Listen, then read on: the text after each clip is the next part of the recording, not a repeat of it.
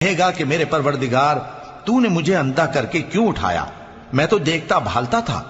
اللہ فرمائے گا کہ ایسا ہی چاہیے تھا، تیرے پاس ہماری آیتیں آئیں تو تو نے ان کو بھلا دیا، اسی طرح آج ہم تجھ کو بھلا دیں گے۔ اور جو شخص حد سے نکل جائے اور اپنے پروردگار کی آیتوں پر ایمان نہ لائے، ہم اس کو ایسا ہی بدلہ دیتے ہیں، اور آخرت کا عذاب بہت سخت اور ہمیشہ باقی رہنے والا ہے۔ تو کیا یہ بات ان لوگوں کے لیے موجب ہدایت نہ ہوئی کہ ہم ان سے پہلے بہت سے فرقوں کو ہلاک کر چکے ہیں جن کے رہنے کے مقامات میں یہ چلتے پھرتے ہیں۔ عقل والوں کے لیے اس میں بہت سی نشانیاں ہیں۔ اور اگر ایک بات تمہارے پروردگار کی طرف سے پہلے صادر اور جزائے اعمال کے لیے ایک میعاد مقرر نہ ہو چکی ہوتی تو نزول عذاب لازم ہو جاتا۔ پس جو کچھ یہ بکواس کرتے ہیں اس پر صبر کرو، اور سورج کے نکلنے سے پہلے اور اس کے غروب ہونے سے پہلے